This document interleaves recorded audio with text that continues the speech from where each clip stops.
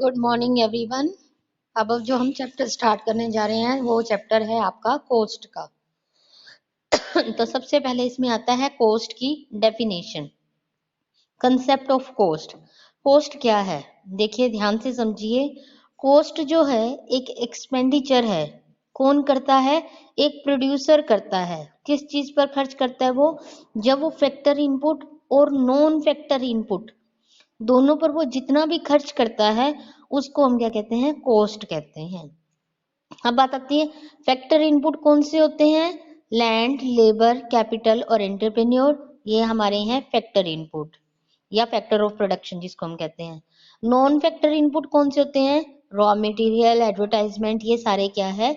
Non factor input. तो एक producer किसी चीज के प्रोडक्शन के लिए फैक्टर इनपुट और नॉन फैक्टर इनपुट इन दोनों पर जितना भी खर्च करता है उसको हम क्या कहते हैं? कॉस्ट कहते हैं। ठीक है, तो ये तो थी सबसे पहले कॉस्ट की डेफिनेशन। कोई भी चीज प्रोड्यूस होगी उस पर फैक्टर तो चाहिए, लैंड, लेबर, कैपिटल और एंटरप्रेन्योर चाहिए। फिर उसके बाद रॉ मटेरियल, कच्चा माल भी चाहिए, बिजली का बिल भी आता है।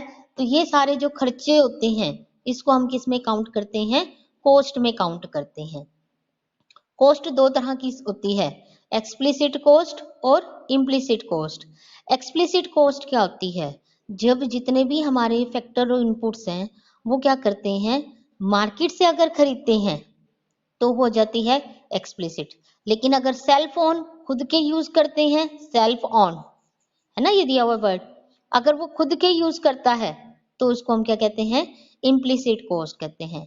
एग्जाम्पल दिया हुआ है, instead of hiring workers from the market, वो मार्केट से वर्कर्स को हायर करने की बजाय एक प्रोड्यूसर जो है वो अपने फैमिली मेंबर को ही एज ए लेबर यूज कर लेता है, तो फिर वो क्या बन जाएगी? उसकी इम्प्लिसिट कॉस्ट बन जाएगी।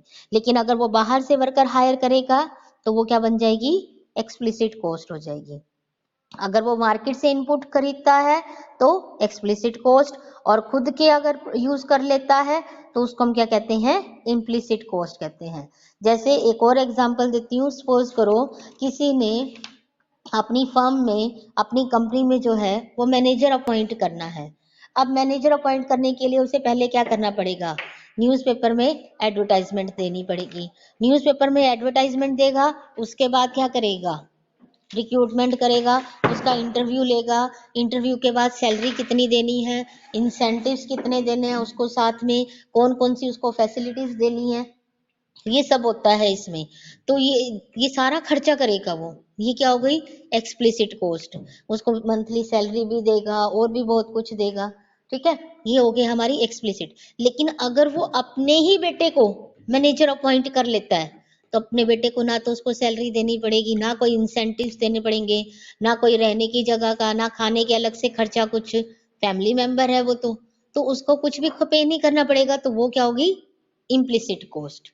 तो एक्सप्लिसिट जब बाहर से हायर करके पे करता है, इम्प्लिसिट जब वो खुद के यूज कर लेता है। तो ये होती है एक्सप्लिसिट और इम्प्लिसिट कॉस्ट। ठीक है, नेक्स्ट इसमें आती है फिर हमारी सेलिंग कॉस्ट और प्रोडक्शन कॉस्ट। सेलिंग कॉस्ट क्या होती है और प्रोडक्शन कॉस्ट क्या होती है? देखो, जब तक कोई प्रोडक्ट बन के तैयार होता है तो उसके प्रोडक्शन में जो भी, मतलब जब तक प्रोडक्ट तैयार होता है तो उस पर जितना भी खर्चा होता है वो क्या होता है? Production cost. जब प्रोडक्ट बन के तैयार हो गया और फाइनली वो कंज्यूमर तक पहुंचाया जाएगा तो उस पर जो खर्च होगा उसको हम क्या कहेंगे? सेलिंग कॉस्ट कहेंगे। सपोज करो कि ये फोन है, जब तक इसके मैन्युफैक्चरिंग पर जो खर्च आया वो होगी इसकी प्रोडक्शन कॉस्ट। लेकिन फाइनली कंज्यूमर तक, हम तक पहुंचाने के लिए उसको क्या करना पड़ेगा? एक जगह से दूसरी जगह पर सामान भेजना पड़ेगा। ठीक, एडवर्टाइजमेंट करेगा। अब एडवर्टाइजमेंट के लिए वो क्या करेगा? किसी ब्रांड इन्वेस्टर से जो है वो क्या करवाएगा? प्रमोट करवाएगा। वो कहेगा देखिए ये वीवो का फोन है, इसका इतना मेगापिक्सल का कैमरा है, इसकी ये वाली क्वालिटी है, क्वालिटी वो है, कीपैड ऐसा है, इतने जीबी रैम है। तो ये सारे क्या है? एडवर्टाइजमेंट ही तो कर रहा है। लेकिन वो एडवर्टाइजमेंट किसके लिए कर रहा है? प्रोडक्ट की सेल के लिए एडवर्टाइजमेंट कर रहा है। तो जितना भी वो फाइनली जो खर्च करेगा प्रोडक्ट बनने के बाद कंज्यूमर तक पहुंचाने के लिए, तो वो क्या बन जाएगी? उसकी सेलिंग कॉस्ट बन जाएगी। ठीक है, तो सेलिंग कॉस्ट और प्रोडक्शन कॉस्ट। फिर उसके बाद आती है इसमें शॉर्ट रन और long run, short run cost curve. अब शॉर्ट रन कॉस्ट कौन सी होती है? देखो शॉर्ट रन कॉस्ट होती है, एक होती है आपकी फिक्स कॉस्ट और एक होती है आपकी वेरिएबल कॉस्ट। अब बात आती है फिक्स कॉस्ट की। तो फिक्स कॉस्ट कौन सी होती है? फिक्स कॉस्ट वो कॉस्ट होती है जो फिक्स फैक्टर ऑफ प्रोडक्शन पर खर्च की जाती है। अब याद करो, जब प्रोडक्शन वाला चैप्टर किया था तो उसमें हमने फिक्स फैक्टर किए थे। फिक्स फैक्टर कौन से होते हैं? जिसकी क्वांटिटी को हम चेंज नहीं कर सकते उसको हम क्या कहते हैं? Fix factor.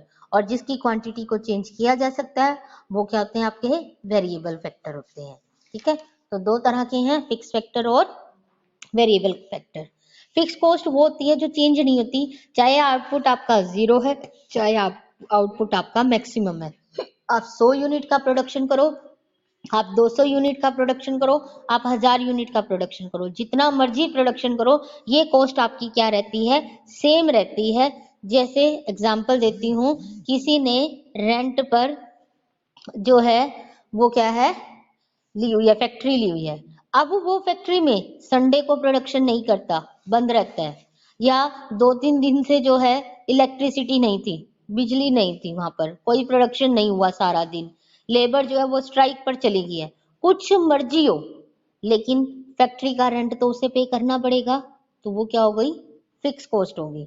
कि चाहे आउटपुट 0 है, अब वो डबल शिफ्ट लगाकर एक दिन में 1000 यूनिट का प्रोडक्शन करे, 10,000 यूनिट का प्रोडक्शन करे, जिससे उसने किराए पर ली है उसको कोई फर्क नहीं पड़ता, उसे तो अपने किराए से मतलब है कि मुझे मंथली 10,000 रुपये महीना किराया चाहिए, चाहे तू जितने मर्जी का प्रोडक्शन कर, चाहे वो 1 लाख का प्रोडक्शन करे चाहे वो 2 लाख का प्रोडक्शन करे, वो उसकी मर्जी है, वो रेंट पे करना पड़ेगा। तो वो क्या है? फिक्स कॉस्ट है, जिसको आप देना ही पड़ता है, चाहे आउटपुट आपका 0 है चाहे आउटपुट मैक्सिमम है, हर लेवल पर वो क्या रहती है? कांस्टेंट रहती है। फिक्स कॉस्ट का दूसरा नाम और क्या क्या नाम से इसको जानते हैं? सप्लीमेंट्री कॉस्ट भी कहते हैं, ओवरहेड कॉस्ट भी कहते हैं, और इनडायरेक्ट कॉस्ट भी इसको कहा जाता है।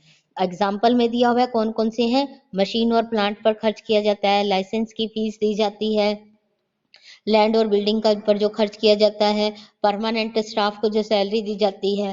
अब परमानेंट स्टाफ गवर्नमेंट एम्प्लॉय जो भी हैं भाई, उनको तो चाहे कोरोना काल था चाहे कुछ भी है, उनको सैलरी पूरी मिली है, थोड़े टाइम के लिए उनकी डिडक्ट होके आई, बाकी टाइम पे उनको क्या है?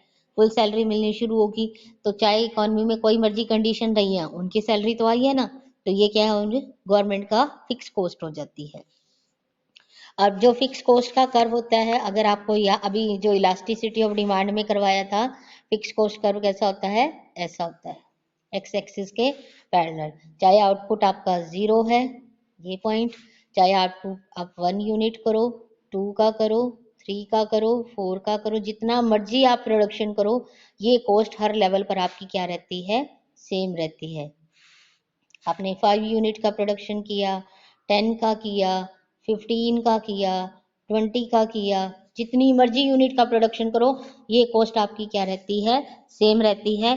इसको हम क्या कहते हैं? टोटल फिक्स कॉस्ट कहते हैं। कहीं पर फिक्स कॉस्ट लिखा होगा, कहीं पर टोटल फिक्स कॉस्ट लिखा होगा, तो एफसी लिखा हो या टीएफसी लिखा हो, बात सेम ही है, दोनों में कोई डिफरेंस नहीं है। इसको फिक्स कॉस्ट या टोटल फिक्स कॉस्ट जो मर्जी लिखा जाए, नोटेशन जो मर्जी यूज करें, ठीक है। फिर दूसरी इसमें आती है आपकी वेरिएबल कॉस्ट। वेरिएबल कॉस्ट कौन सी होती है? वो कॉस्ट होती है जो कि हम वेरिएबल फैक्टर ऑफ प्रोडक्शन पर जो खर्च करते हैं। जिस दिन काम है उस दिन लेबर को बुलाया, जिस दिन काम नहीं है उस दिन लेबर को नहीं बुलाया। काम ज्यादा है तो रॉ मटेरियल ज्यादा खरीदा, नहीं है तो रॉ मटेरियल कम खरीदा। जितनी इलेक्ट्रिसिटी ज्यादा कंज्यूम करेंगे उतना ही बिल ज्यादा आएगा हमारा। इसका दूसरा नाम क्या है? प्राइम कॉस्ट और डायरेक्ट कॉस्ट भी इसको कहते हैं। अब अगर आउटपुट 0 होता है तो ये कॉस्ट भी क्या होती है? 0 होती है। जैसे जैसे आउटपुट इंक्रीज हो जाता है ये कॉस्ट भी आपकी चेंज होती रहती है, ठीक है। तो ये होती है आपकी वेरिएबल कॉस्ट। फिर उसके बाद आता है वेरिएबल कॉस्ट कर्व कैसा होता है? टीवीसी कैसा है? ये देखिए, ये आपका टीवीसी कर्व बना हुआ है, ये ए पॉइंट जो है यहाँ तक दिखाया है, इसके बाद जो है टीवीसी का जो है वो चेंज हो जाता है बिहेवियर। कैसे चेंज हो जाता है? देखो, पहले टीवीसी कितनी बड़ी, वेरिएबल कॉस्ट है ना, 10 18, 24। देखो पहले 10 से सीधा 8, फिर धीरे धीरे क्या होगी 6, 4, फिर 4, फिर 6, धीरे धीरे फिर इसमें चेंज आना शुरू हो गया। तो टीवीसी जो है वो पहले क्या होती है, इंक्रीजिंग रेट से इंक्रीज होती है, बाद में वो क्या होती है, डिमिनिशिंग रेट से इंक्रीज होती है। ये टीवीसी का बिहेवियर है कि total variable cost tends to increase with increase in output के साथ ये इंक्रीज होती है, लेकिन इसका बिहेवियर जो है कभी तो ये क्या होती है, डिमिनिशिंग रेट से होती है और कभी इंक्रीजिंग रेट से इंक्रीज होती है। तो ये है टीवीसी। अब जो हमारी टोटल कॉस्ट होती है वो किसके इक्वल होती है, टीएफसी प्लस टीवीसी के इक्वल होती है। जो हमारी टोटल कॉस्ट होती है वो total fixed cost plus total variable cost, इन दोनों के इक्वल होती है। अब टीएफसी कभी भी हमारी जीरो नहीं होती, चाहे आउटपुट जीरो है, लेकिन अगर आउटपुट जीरो है तो टीवीसी क्या होगी, जीरो। इसका सीधा सा मतलब तो ये हो गया कि अगर आउटपुट जीरो है तो टोटल कॉस्ट किसके इक्वल होगी, टोटल फिक्स कॉस्ट के। इसका मतलब टोटल कॉस्ट भी कभी जीरो नहीं होगी, क्योंकि टोटल फिक्स कॉस्ट कभी जीरो नहीं होती है। क्यों, टीसी किसकी इक्वल होती है, टीएफसी प्लस टीवीसी की। अब बात करें इसके डायग्राम की, तो देखो टीएफसी ये लाइन होगी, टीवीसी हमारा ओरिजिन से जीरो से स्टार्ट हुआ, अगर आउटपुट जीरो है तो ये भी जीरो है। लेकिन टीसी अगर आउटपुट जीरो है तब भी टीसी जीरो नहीं है, तो टीसी किसके इक्वल होगी, जितनी टीएफसी होगी उतनी ही हमारी टीवीसी होगी, ठीक है ना। तो ये हमारा टीवीसी का बिहेवियर है। नेक्स्ट इसमें आता है हमारा फिर एवरेज कॉस्ट, एसी। देखो अगर प्रोडक्शन वाले में एपी का फॉर्मूला याद है तो वो एपी का फॉर्मूला क्या था, टीपी अपॉन क्यू। इसी तरह से एसी जो है उसका फॉर्मूला क्या है हमारा, टीसी अपॉन क्यू।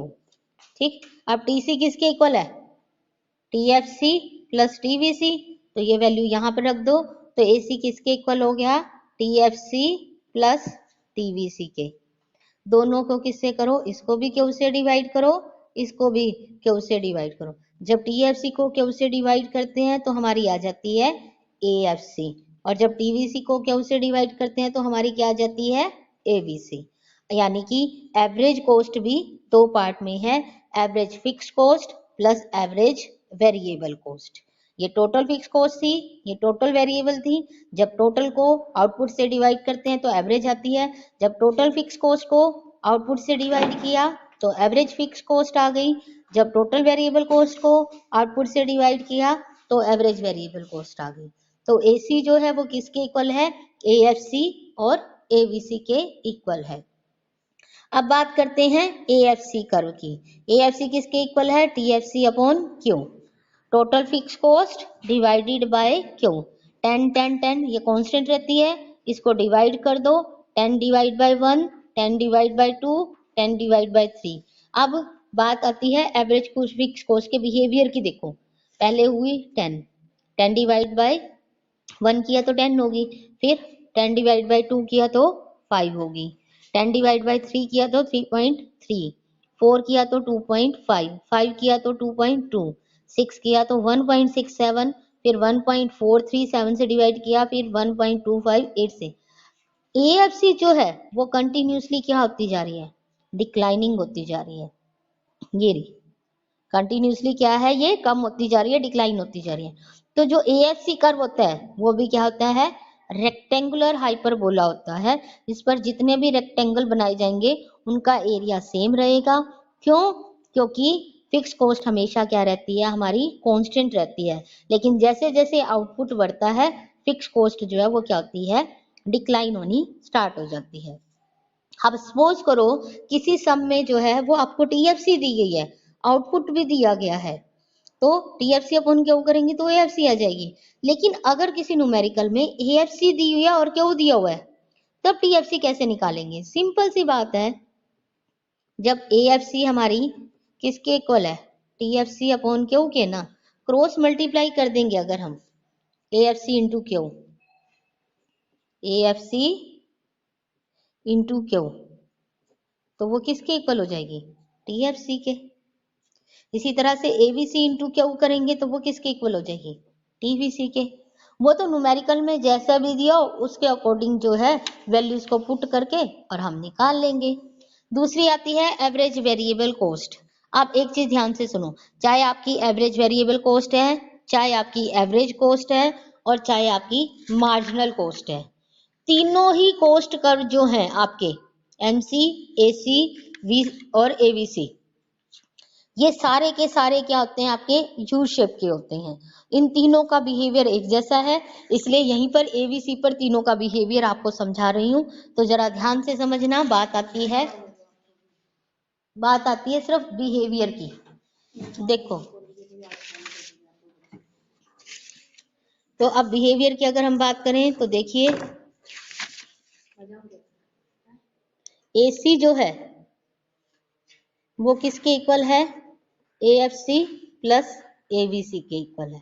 ठीक, बात आती है एसी, एवीसी और एमसी, इन तीनों का बिहेवियर जो है, कॉस्ट कर्व जो है, ये तीनों ही क्या होते हैं, यू शेप के होते हैं। तीनों ही क्या होते हैं, यू शेप के होते हैं, चाहे एसी है, चाहे एमसी है, चाहे आपकी एवीसी है। तीनों कर्व क्या होते हैं, यू शेप के होते हैं। क्यों होते हैं ये तीनों यू शेप के, due to law of variable proportion. किसकी वजह से होते हैं, लॉ ऑफ वेरिएबल प्रोपोर्शन की वजह से ये यू शेप के होते हैं। लॉ ऑफ वेरिएबल प्रोपोर्शन क्या कहता है कि पहले प्रोडक्शन क्या होता है, अगर टीपी का बिहेवियर याद हो, पहले क्या होता है, प्रोडक्शन इंक्रीज होता है। दूसरी बात एक चीज याद रखो, कॉस्ट जो होती है वो प्रोडक्शन का क्या होती है, इनवर्स होती है। कॉस्ट जो होती है वो प्रोडक्शन का क्या होती है, इनवर्स होती है। जितनी कॉस्ट ज्यादा होगी उतना ही प्रोडक्शन कम, या जितना प्रोडक्शन ज्यादा होगा उतनी ही कॉस्ट क्या होगी, कम, डिक्लाइन। अगर आपको टीपी का कर्व याद है तो वो ऐसा होता है, यही है ना टीपी। अब देखो, जब प्रोडक्शन इंक्रीज हुआ तो कॉस्ट आपकी क्या हो गई, डिक्लाइन हो गई। जब प्रोडक्शन कांस्टेंट हुआ तो कॉस्ट भी यहां आकर आपकी क्या हो गई, कांस्टेंट हो गई। जब प्रोडक्शन आपका फाइनली डिक्लाइन हुआ तो कॉस्ट क्या हो गई, आपकी इंक्रीज होनी स्टार्ट हो गई। ये कॉस्ट इंक्रीज होनी स्टार्ट हो गई। तो कॉस्ट जो होती है वो प्रोडक्शन क्या क्या होती है, इनवर्स होती है। जितना प्रोडक्शन ज्यादा होगा उतनी ही कॉस्ट कम होगी, और जितना प्रोडक्शन कम होगा उतनी ही कॉस्ट बढ़ती चली जाएगी। इसलिए चाहे एवरेज कॉस्ट कर्व है, चाहे मार्जिनल कॉस्ट है, चाहे एवरेज वेरिएबल कॉस्ट है, ये तीनों ही क्या होते हैं, यू शेप के होते हैं। यू शेप के क्यों होते हैं, क्योंकि लॉ ऑफ वेरिएबल प्रोपोर्शन की वजह से।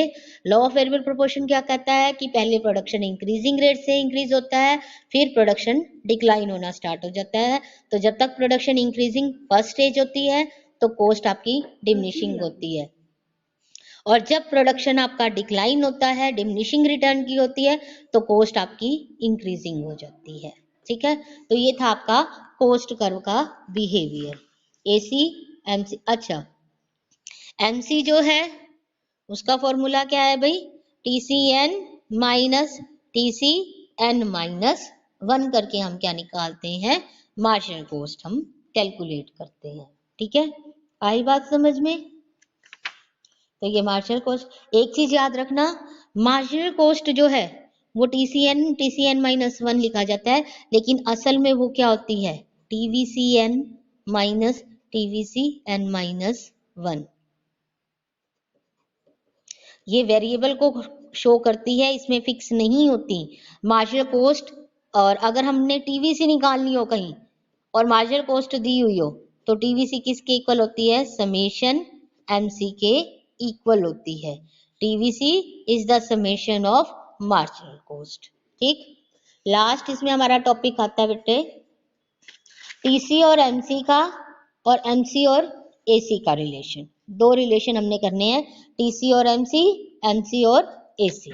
बस फिर हमारा चैप्टर जो है वो हो जाएगा कंप्लीट। अब बात करते हैं एमसी और एसी के रिलेशन की। एमसी और एसी के रिलेशन को आप डायग्राम से करोगे तो कभी नहीं भूलोगे, डायग्राम से आपको इजीली याद भी रहेगा, समझ भी आएगा। देखो, जब आपकी एसी फॉल हो रही है, एसी क्या हो रही है, फॉल हो रही है, ये गिर रही है ना नीचे की तरफ, तो एसी फॉल हो रही है, तो एमसी भी क्या है, फॉल हो रही है, कम हो रही है। लेकिन एमसी क्या है, एसी से बिलो है। एसी कर्व ऊपर है ब्लू वाला और एमसी कर्व नीचे है। जब एसी राइज होती है तो एमसी भी राइज होती है, लेकिन क्या है, एमसी ऊपर है, एसी नीचे है। ग्रीन लाइन ऊपर है और ब्लू लाइन नीचे है।